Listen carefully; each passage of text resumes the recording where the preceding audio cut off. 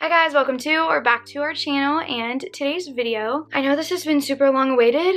It has been crazy. A lot of things have happened. If you're new here, we just had triplet boys at 27 weeks pregnant, which was completely unexpected. So my channel has kind of like shifted since then and I've been posting a lot less, but my goal is now that we're kind of like simmered down a little bit to start posting like weekly again. So we'll just see. We're gonna take it, day by day, week by week, and just see what the best schedule is for our family. Our boys were born on May 6th and overall they're doing really well. So this video is just going to outline honestly like the biggest struggles we've had so far and where each boy like currently is sitting, what their health issues are, concerns, what we're doing going forward, and answering a lot of questions that you guys have asked just about our experience, how Braxton and I are doing, our schedule, just all sorts of stuff. So I have a whole list on my phone of things to talk about in today's video. So I'm not going to do a huge intro. We're just going to go ahead and get started and talk about the boys, get down into it. I know you guys have waited literally so long for this. Like I said, they're a month and a half old now. They're 7 weeks. So they're almost 2 months old. It's so crazy.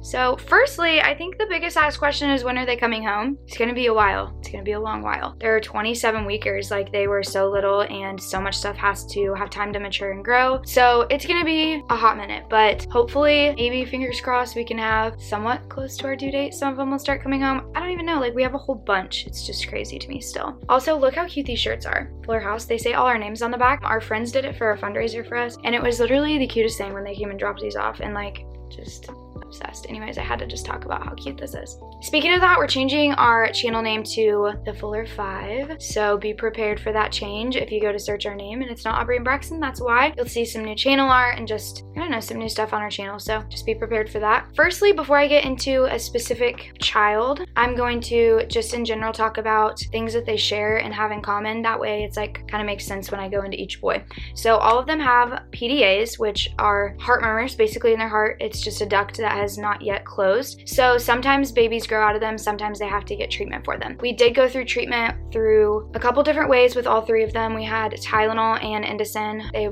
were all on different medications and unfortunately none of them closed on their own. So that is something we're going to be kind of watching for and looking at later down the road. As of right now, it's not like a big concern, but we might choose to treat them later. We'll just have to kind of see. What that is going to depend on is just each boy's individual oxygen needs and if they seem like it's bothering them or if they're just tolerating them fine. So it'll be just like individual and down the road kind of like what we feel like with those. All three of the boys were also diagnosed with BPD, which is bronchopulmonary dysplasia. Basically, BPD is diagnosed at 28 days old if you're still on a ventilator. So all three of them are automatically diagnosed with that. This is where it gets a little bit confusing, so I'm going to try and like do this the easiest, best way possible. I'm also not a doctor, so just bear with me. But basically, each boy is looked at with their weight, their oxygen needs, what they're on their ventilator, and they're kind of given like this percentage of what their chances are of having long-term complications, so severe BPD or even fatality. What they do is they look at each individual boy, like I said, and then they're going to give us like a percent chance. Like this boy's percent chance of having long-term issues is this number. With that being said, we had to decide with each boy whether or not we were going to treat their BPD and try and get them off the ventilator with steroids. Steroids themselves come with some complications. They can come with neuro delays or cerebral palsy. There's all sorts of different things that can come with it, but you kind of have to look at each individual baby and see what their chances are of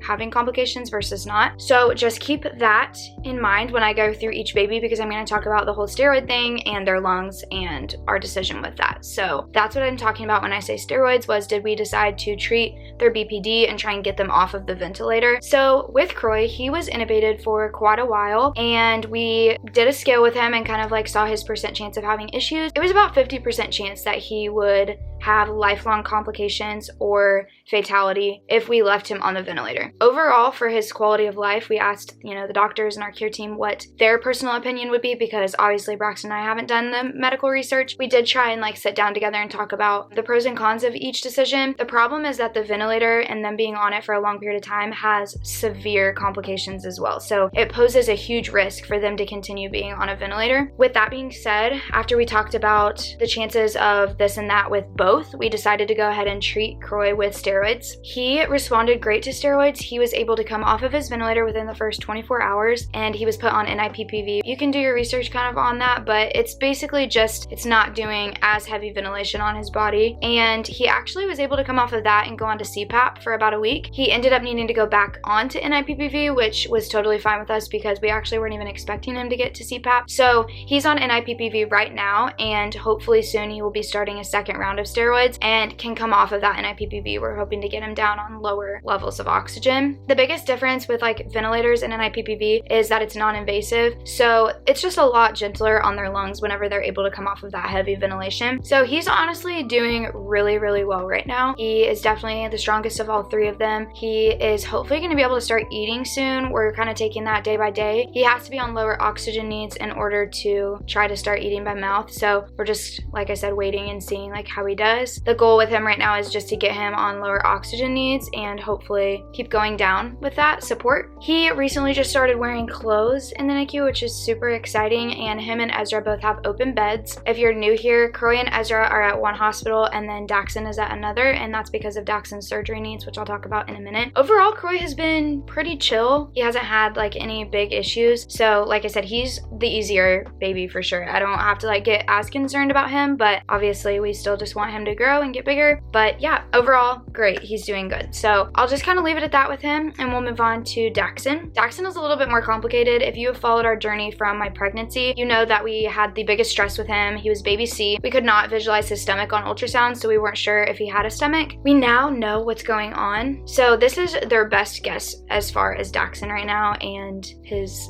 surgery situation. They think he has a connection between his esophagus and his trachea, which is called an atresia. So basically, whenever they are trying to feed him, he has a pouch right there that's not allowing anything to get to his stomach. So he's not able to eat. He's been getting all of his nutrition through IV, which long-term is not ideal. We don't want him to stay on that. So the goal is to get him into surgery as soon as possible, which I'll talk about the requirements for that in a second. Basically, that esophagus, like I said, it connects to the trachea, and then there's another piece of his esophagus down at the bottom that connects to his stomach, and eventually they will have to reconnect that esophagus back together. So it's a long process. It's very tricky. At first we thought it was going to be just like they go in and connect his esophagus and we're good. That's obviously not going to be the case. Unfortunately, he continues to get pneumonia. It's a reoccurring thing. A lot of people don't understand why that is, and they're like, why does he keep getting pneumonia? Like, he shouldn't be getting sick. Basically, that connection between his esophagus and his trachea is allowing secretions to get into his trachea and go down into his lungs. So that connection that he has needs to be broken off as soon as possible. But they also don't want to push him through to surgery if it's not healthy for him and he's at risk for breathing issues during surgery, stressing him out, or just not a good chance of recovery. So we have been waiting for him to get to a certain weight. We were told it was 1.5 kilos, and he actually is at that now. He's actually at 1.7 as of yesterday. So now the goal for him is to get to 2 kilos. I'm not exactly sure why they switched it. I know that overall it's for the best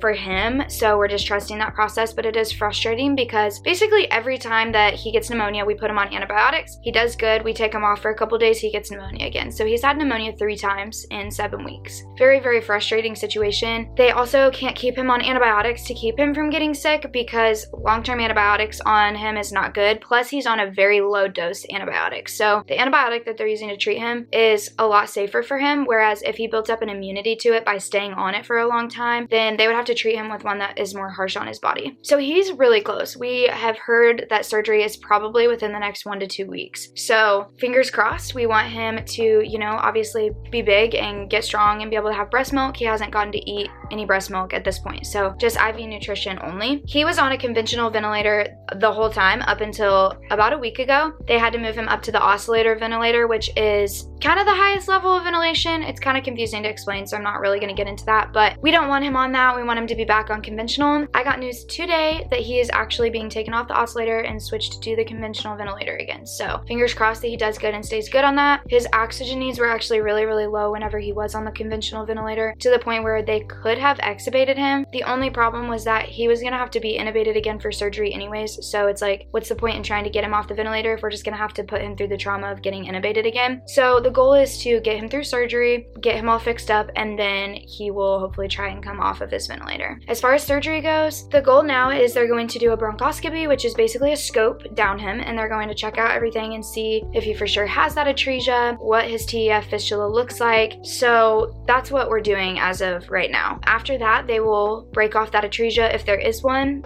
and that will help him from not getting pneumonia over and over again. His esophagus, if that atresia is present, is probably not very long. So that pouch doesn't allow his esophagus to be, you know, lower. And so it's going to take time for his esophagus to stretch out to where they can connect it back to his stomach. So as of right now, the plan is to do a G-tube with him. So it'll be a feeding tube in his stomach. And that's how he will get nutrition. More than likely, we've been told that he will come home on that because stretching out of the esophagus is like a month's process. Like, it's a long process. At first, we were super stressed out about the G-tube, but it's actually really not that bad. And if he gets to come home, I'm all for it. They said we'll be like professionals with the G-tube by the time that he comes home. So honestly, great news for him as well. He's doing really good. His surgery definitely has been frustrating because we feel like we're at like a standpoint, like, oh, we're getting surgery. Oh, just kidding, we need to get this. And it's really like the nurse practitioner was explaining to catch-22 with him, because we can't do surgery until he's big enough and healthy enough, until he's gonna tolerate it well. But because of that, he keeps getting sick and we keep having to put him on antibiotics. When we take him off antibiotics, he gets sick again and gets pneumonia, which in turn makes his oxygen needs go up. They will not do surgery if he's on the oscillator. So we're really happy that he's coming off of that and going on to conventional. But if he gets sick again and has to go back to the oscillator, then we're in this cycle again of trying to get him off, keeping him healthy, not exposing him to long-term antibiotics, not exposing him to long-term IV fluids and nutrition. So it's definitely a tricky situation, and we're just kind of like dancing with it right now. We don't really know, like,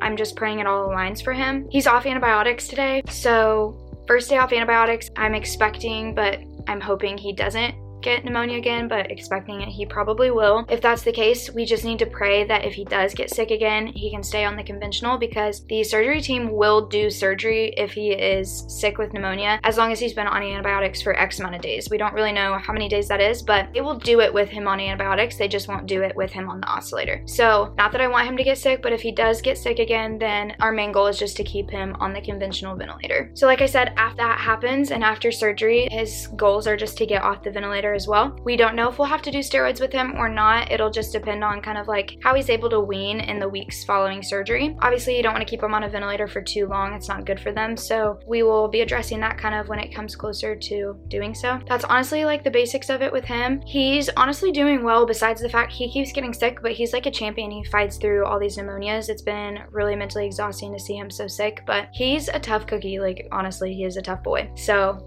just keep praying for that and that he can get surgery very soon. I had to go take a pumping break, but I am back and ready to talk about Ezra now. So to be honest, Ezra is definitely the one who struggled the most. He has stressed me out beyond belief, probably more than the other two combined, honestly. He's struggling for sure, but he's still fighting and he's doing good. He's stable. He basically spent his entire life now on the oscillator ventilator. It's really disheartening to think about. We obviously like want him to catch up. We want him to be good like his brothers and get big and strong. So it's really hard seeing him struggle for sure. As of 2 days ago, he got moved onto the conventional ventilator, which is huge for him. He hasn't done that since like his first couple days of life. So we're very hopeful. That means steps in the right direction for him. He was diagnosed with the BPD as well, like I said, and his percentage of having severe BPD or things causing lifelong issues or fatality with him was like 70-some%. So we obviously made the decision to do steroids with him, which was when he was 28 days of life. At that time, he had pneumonia, so they were waiting for him to get better, not be sick, and get off antibiotics, because the steroids can like weaken your immune system. And so we were just kind of like waiting for him to get off those. So we started steroids with him. This was when he was still on the oscillator ventilator, and